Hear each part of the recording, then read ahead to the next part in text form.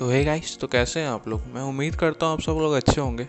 तो आज के इस वीडियो हम लोग whisper of the heart anime movie का हिंदी डब करने जा रहे हैं। मैं उम्मीद करता हूँ कि आप लोगों को ये वीडियो अच्छा लगेगा। और अगर आप लोगों ने अभी तक चैनल सब्सक्राइब नहीं किया है, चैनल को सब्सक्राइब कर लो यार। तुम लोग में से बहुत कोई चैनल सब्सक्राइब नहीं करते, क्योंकि उससे हमें भी मोटिवेशन मिलता है और ये वीडियो बनाने का। तो यार प्लीज़ चैनल सब्सक्राइब किया करो। चलिए शुरू करते हैं। तो इस मूवी के स्टार्टिंग हमें शो के मेन कैरेक्टर शिजुको के लाइफस्टाइल के बारे में बताया जाता है, जहाँ पर वो एक सुपरमार्केट से उसको शॉपिंग करके घर आते रहती है। इवनिंग का टाइम होता है और वो अभी एक स्कूल में स्टूडेंट रहती है और उसे काफ़ी ज़्यादा नॉवेल पढ़ने का काफ़ी ज़्यादा उसे शौक़ रहता है, क्योंकि उसे फ्यूचर में एक राइटर बनने का सपना है। और इसी कारण वो काफ़ी सारी नॉवेल्स भी पढ़ती है और अपने से कुछ बुक्स भी लिखती है। तो शिजुको जो रहती है वो काफ़ी सारे बुक रीडिंग करती है, तो वो लाइब्रेरी से काफ़ी सारे बुक बोरो करती है।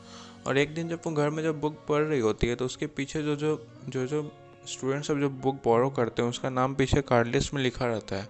वो देखती है कि सारे बुक में एक कॉमन नाम है, सेजी यामासावा। तो वो सोचती है कि ये काफ़ी इंटरेस्टिंग गाय है। तो उससे जो रहता है उस सेजी यामासावा के बारे में जानने में काफ़ी ज़्यादा इंटरेस्ट होने लगता है कि इसे क्या क्या पसंद है, क्योंकि इन दोनों के इंटरेस्ट एक ही बुक में मिलते हैं। तो इसीलिए वो चाहती है कि वो उससे मिले और उससे काफ़ी ज़्यादा खोजने की कोशिश करती है। अपने स्कूल में काफ़ी सारे टीचर से पूछती है। तो इसके बाद हमें अगले दिन का सीन दिखाया है, जहाँ पर वो अपने दोस्त के साथ एक बेंच पर बैठी रहती है फील्ड में। और वो अपने दोस्त से बोलती है कि हमारे जो स्कूल में जो सॉन्ग होने वाला है उसका मैंने स्क्रिप्ट लिख लिया है, तुम इसे देखना चाहती हो। तो वो उसे देखती है, उसकी दोस्त जो रहती है, और वो उसे पढ़ती है। तो दोनों पढ़ते पढ़ते ही अपने में गाते रहती है। तो फिर उसकी जो दोस्त रहती है, यूको उसका नाम रहता है, वो जो बोलती है कि मुझे एक लव लेटर मिला है दूसरे क्लास से। तो फिर इसी बात पर शिजुको बोलते हैं कि तुम्हें कोई पसंद करता है, तो बहुत अच्छी बात है। तो यूको बोलते हैं कि नहीं, वो बात नहीं है कि मैं किसी और को पसंद करती हूँ। तो शिजुको बोलते हैं कौन। तो वो बोलता है कि हमारे क्लास में जो एक है सुगीमारू, उसको पसंद करती है। तो इसके बाद शिजुको बोलती है कि तो तुम उसे बताती क्यों नहीं हो कि तुम उसे पसंद करती हो। तो वो बोलते हैं कि नहीं, मुझे शर्म आती है। तो इसी बात पर बात होता रहता है। फिर वो दोनों उस बुक को वहीं पर छोड़ के भूल के कहीं वहाँ से चली जाती है। फिर थोड़ी देर के बाद शिजुको को जब याद आता है, तो फिर जब शिजुको जो होती है अपने बुक लेने के लिए जब वो जाती है अपने दोस्त वहाँ पर फिर से बेंच पर, तो वो देखती है कि वहाँ पर एक कोई लड़का बैठा हुआ और उसके बुक को पढ़ रहा है। तो वो वहाँ पर जाती है और उससे बोलती है कि ये मेरा बुक है। तो वो लड़का बोलता है, ओ अच्छा, ये तुम्हारा बुक है। तो वो उससे दे देता है। और फिर जब वो जाते रहता है तो उससे बोलता है कि वो जो तुमने लिखा है वो काफ़ी ज़्यादा ख़राब है, और उसका जो ओरिजिनल वर्जन उससे भी ज़्यादा तुम्हारा गाना ख़राब है। तो वो शॉक हो जाती है और फिर देखती है, वो अच्छा, ये पेज इसी में रह गया। तो काफ़ी ज़्यादा उस पर गुस्सा हो जाती है और उसके रास्ता पर उसे गाली देते हुए जाती रहती है। फिर घर जाती है, फिर भी उसके ऊपर गुस्सा रहती है। फिर अगले दिन वो उसका गुस्सा थोड़ा शांत हो जाता है। उसकी जो मॉम रहती है उसको बोलती है कि उसके डैड के ऑफिस पे जाने के लिए, क्योंकि उससे कुछ काम रहता है। उसके डैड का उसे लंच बॉक्स देना रहता है। तो वो अपने ट्रेन से जब जाती रहती है तो ट्रेन में देखती है कि एक बिल्ली जो है वो भी वहाँ पर ट्रेन में ट्रैवल कर रही है अकेले। और वो जब बिल्ली जो रहती है उसका जो मूवमेंट रहता है वो काफ़ी ज़्यादा सिमिलर टू एक ह्यूमन बीइंग रहता है, क्योंकि वो भी ट्रेन से बाहर देखती है, आराम से जाकर ट्रेन पर सीट पर बैठ जाती है। शिजुको जो रहती है वो उससे पूछती है कि तुम्हें भी यहाँ पर ट्रेन पर ट्रैवल करना है, तुम्हें कहीं जाना है। तो लेकिन वो बिल्ली तो कुछ जवाब नहीं देती है। तो बोलती है कि वो अच्छा, साइलेंट ट्रीटमेंट। तो फिर जब स्टेशन आ जाता है तो शिजुको बोलते हैं कि मुझे तो यहीं जाना है, तुम्हें कहाँ जाना है। तो फिर वहाँ से शिजुको चल जाती है, लेकिन देखती है जो कैट जो रहता है वो पीछे से ट्रेन से निकल के आगे आगे जाते रहता है उसी स्टेशन पर। तो शिजुको जो रहती है उस कैट का पीछा करते जाती है। तो वो उस कैट का पीछा करते हुए उसके पीछे पीछे जाते रहती है। तो उसी में उसका कुछ सामान पीछे गिर जाता है, लेकिन उसे याद नहीं रहता है। तो उस कैट का पीछा करते हुए जाते रहती है। तो वो देखती है कैट किसी अलग सी जगह पर आ चुके हैं जिससे वो कभी आज तक कभी नहीं गई है। वो देखती है कि वहाँ पर काफ़ी सारे छोटे छोटे बिल्डिंग्स हैं। वो कैट उस सारे बिल्डिंग्स में अलग अलग घूम रही है। फिर वो जो एक डॉग रहता है उसके ऊपर से गेट के ऊपर जाकर चढ़ जाती है, क्योंकि फिर वो सोचती है कि ये बिल्ली इतना दूर इस डॉग को सिर्फ छेड़ने के लिए आई है। तभी जब शिजुको जब वहाँ से जाते रहती है तो उसे एक एंटिक शॉप दिखता है जहाँ पर उसे काफ़ी सारे यूनिक से आइटम्स दिखते हैं। इस कारण से शिजुको को काफ़ी ज़्यादा इंटरेस्ट लगता है उसमें। वो उस एंटिक शॉप के अंदर जाती है तो उससे एक ओल्ड मैन दिखता है। तो उससे पूछता है कि वह तो तुम्हें क्या चाहिए। तो उस ओल्ड मैन जो रहता है उससे पूछता है कि तुम्हें कुछ चाहिए। तो वो शिजुको बोलते हैं नहीं, मुझे सिर्फ शॉप काफ़ी अच्छा लगा, इसी के लिए मैं यहाँ पर कुछ एक्सप्लोर करने के लिए आई हूँ। तो उसे ओल्ड मैन जो रहता है वो काफ़ी ज़्यादा अच्छा रहता है। तो उसे वो जो रहता है उस शॉप के बारे में सब कुछ दिखाता है। उसे एक कैट जो दिखता है, इसका नाम रहता है बैरन जो रहता है, वो दिखता है। फिर ओल्ड मैन उसे एक एंटिक क्लॉक दिखाता है जो काफ़ी ज़्यादा यूनिक और काफ़ी ज़्यादा अच्छा रहता है। कि उसमें क्लॉक के साथ एक स्टोरी रहता है जो उसमें टाइम के साथ वो एक स्टोरी डिस्प्ले भी करता है। तो शिजुको को लगता है कि ये तो एक फेरी टेल के ऐसा हो गया कि मैं एक फेरी टेल में जिंदा हूँ। और उसे टाइम दिखता है वो काफ़ी ज़्यादा लेट हो चुकी है। तो वो फिर वहाँ से जल्दी से दौड़ के वहाँ से जाती है। तभी जो वो अपने डैड के ऑफिस में जाती है तो वो देखती है उसका सामान तो पीछे छूट गया है। तो वो जो लड़का जो रहता है जो कि उसे वहाँ बुक के सामने जो बुक पढ़ते हुए जो मिला था वही उसके पास आता है और उसे वो बैग देता है जो कि पीछे छूट गया था। तो वो बोलता है कि ये तुम्हें कहाँ से मिला। तो वो लड़का बोलता है कि थोड़ा सा गेस करो। तो वो फिर वो शिजुको जो रहती है उस लड़के के पीछे देखती है कि वही कैट जो उसे ट्रेन में जो मिली थी वो बैठी हुई है। तो इसके पहले शिजुको उससे कुछ पूछती तो वो लड़का उसे बोलता है कि तुम्हारा हाइट के हिसाब से और एज के हिसाब से तुम काफ़ी ज़्यादा खाती हो एक पिग के हिसाब से। तुम्हारा खाना तो एक पिग के खाना के जैसा है। तो लड़का तो शिजुको जो होती है काफ़ी ज़्यादा गुस्सा हो जाती है। वो बोलते ही कि ये मेरा लंच बॉक्स नहीं है।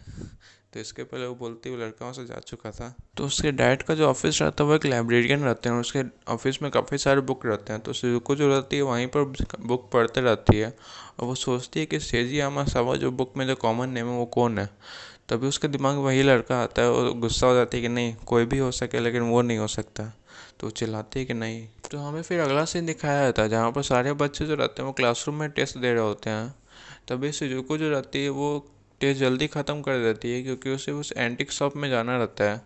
तो वो जल्दी से ख़त्म करके उस स्कूल से निकल जाती है और उस जब वहाँ उस एंटिक शॉप के पास पहुँचती है तो वो देखती है कि बाहर से डोर बंद है और उससे डोर क्लोज लिखा हुआ है। तभी वो वहाँ पर थोड़ी देर रुकती है, उसे दिखता है कि वो कैट वहीं पर है। तो वो कैट उसके पास आती है, वो दोनों बात करते हैं अपने ही लैंग्वेज में। तो फिर वहीं पर वो जो लड़का आ जाता है तो लड़का उसे देख के बोलता है कि ये तो यूनिक है क्योंकि वो कैट तो किसी से दोस्ती करती नहीं है। तो फिर शिजुको जो बोलती है कि ये तुम्हारा कैट है। तो लड़का बोलता है कि नहीं, ये सिर्फ यहीं पर घूमते रहता है, ये किसी का कैट नहीं है। फिर वो पूछता है कि तुम वैसे यहाँ कर क्या रही हो। तो शिजुको बोलती है कि मुझे ये सैंटिक शॉप में देखना था और भी सामान। तो वो बोलते हैं तो उस लड़का बोलता है कि वो ये बात है। तो वो लड़का बोलता है कि अच्छा, तो मैं तुम्हें दिखा देता हूँ, वैसे भी ये शॉप जो है मेरे ग्रैंडफादर का है। तो वो लड़की जो रहती है कि अच्छा ठीक। तो वो उसे बैकडोर से स्टोर के अंदर लेके जाता है। तो वो उसे बोलता है कि तुम्हें जो भी देखना है आराम से देखो, मैं नीचे ही हूँ। तो शिजुको जो रहती है देखते रहती है सारा शॉप को। फिर थोड़ी देर बाद जब नीचे जाती है तो देखती है कि वो जो बॉय जो रहता है वो एक वायलिन बनाते रहता है। तो उसे पूछती है कि क्या ये पूरा वायलिन तुमने खुद बनाया है। तो बोलते हैं कि हाँ, ये मैंने ही बनाया है। तो उसे बोलती है तो वो शिजुको जो रहती है उससे बोलती है कि अगर तुम्हें वायलिन बनाने आता है तो उसे बजाने भी आता होगा। तो उसे काफ़ी ज़्यादा इंसिस्ट करती है कि तुम इसे बजाओ। तो फिर वो जो बॉय लड़का जो रहता है वो उसे बजाता है, लेकिन वो बोलता है कि मैं इसे तभी बजाऊंगा जब तुम एक गाना गाओगी। तो वो शिजुको जो रहती है वो एक सॉन्ग गाती है, लड़का जो होता है वो वायलिन बजाता है। तभी जब ये दोनों गाते रहते हैं तभी उसके बीच में उसके ग्रैंडफादर आ जाते हैं और उसके काफ़ी सारे दोस्त भी आते हैं। तो सबको साथ मिलकर एक सॉन्ग बजाता है, गाता है। तो इसी में काफ़ी ज़्यादा एक एक सॉन्ग सेरेमनी बोल सकते हैं होता है। फिर इसके थोड़ी देर के बाद जो रहता है वो शिजुको जो बोलती है उस लड़के का असली नाम पूछती है। तो बोलती है तो लड़का बोलता है मेरा असली नाम सेजी यामासावा है। तो लड़की थोड़ा सा शौक हो जाती है लेकिन अभी उसका गुस्सा थोड़ा शांत है। तो इसीलिए पूछती है कि वो अच्छा वो तुम ही हो। तो फिर उसके बाद वो दोनों बाहर कुछ इवनिंग वॉक के लिए जाते हैं। तब दोनों बात करते रहते हैं। तभी जो रहता है तो सेजी जो बोलता है कि मुझे एक वायलिन प्लेयर बनना है और इसके लिए मुझे इटली जाना पड़ेगा क्योंकि मैं 2 महीने के लिए इटली जा रहा हूँ वहाँ पर प्रैक्टिस करने के लिए। तो इस पर शिजुको बोलती है कि ये तो काफ़ी अच्छी बात है, सेजी जो रहता है वो शिजुको से पूछता है कि तुम्हारा ड्रीम क्या है आगे बढ़ने का। तो वो बोलते हैं कि मुझे तो एक राइटर बनना है, लेकिन मुझे अभी कुछ खास मोटिवेशन नहीं मिलता है राइटर को परस्यू करने का आगे। तो इसी पर सेजी बोलता है कि उसमें मोटिवेशन की क्या ज़रूरत है, तुमसे अपने ड्रीम को फॉलो करो। तो इसी में सेजी जो रहता है शिजुको को काफ़ी ज़्यादा मोटिवेट करता है उसको आगे करियर परस्यू करने के लिए। फिर अगले दिन सेजी जो रहता है वो शिजुको के क्लासरूम में आता है और और वहाँ के कुछ लड़के से पूछता है कि क्या शिजुको का क्लासरूम यही है। तो लड़के लोग बोलते हैं कि हाँ यही है, और वो शिजुको को बुलाते हुए बोलते हैं कि देखो तुम्हारा बॉयफ्रेंड आया है।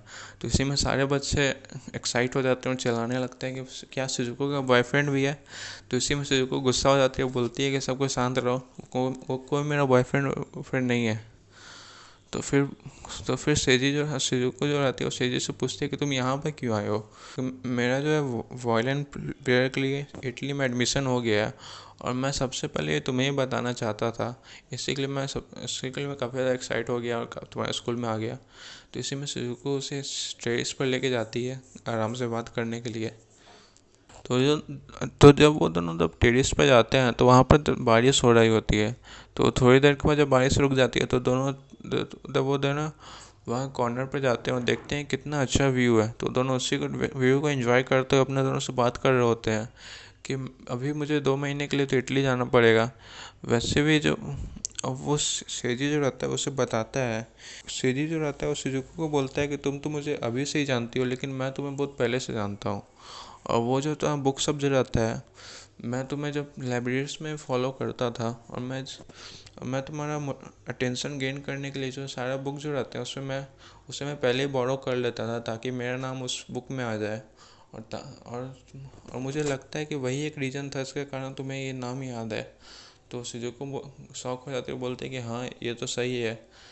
तो फिर एक इमोशनल मोमेंट रहता है वहाँ पर कि अभी अभी दोनों एकदम क्लोज आए हैं और दोनों एक दूसरे से दूर जा रहे हैं तुरंत ही।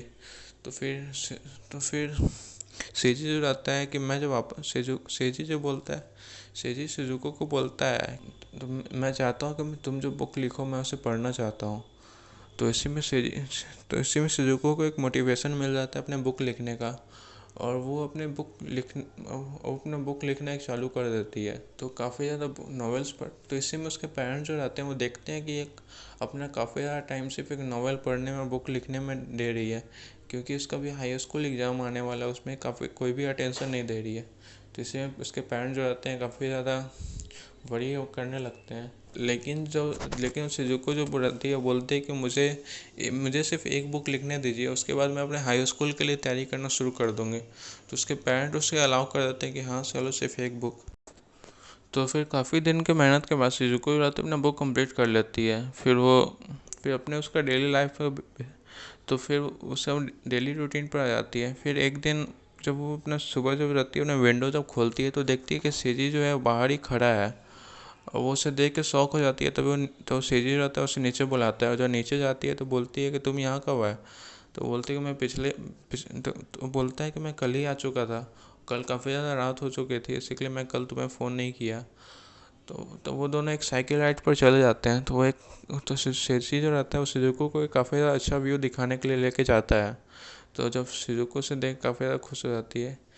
फिर सेजी जो रहता है वो शिजुको को बोलता है कि वो उसे प्यार करता है और उसे गले लगा लेता है। इसी पर ये शो ख़त्म हो जाता है। तो अगर आपको ये वीडियो अच्छा लगा तो वीडियो को लाइक करना नहीं भूलिएगा और चैनल सब्सक्राइब कर लीजिएगा।